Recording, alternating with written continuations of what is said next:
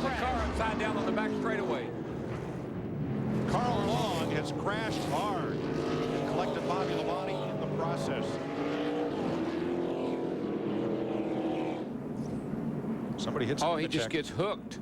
Yep. Yeah. Brendan Gaughan got into the back of Joe Nemechek in the 01. Brendan Gaughan is 77.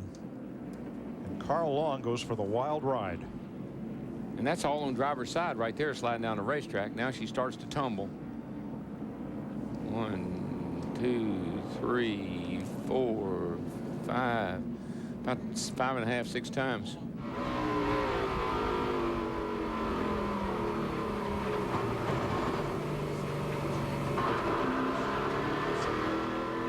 That's when you call your crew and you would say, you won't believe what I just saw.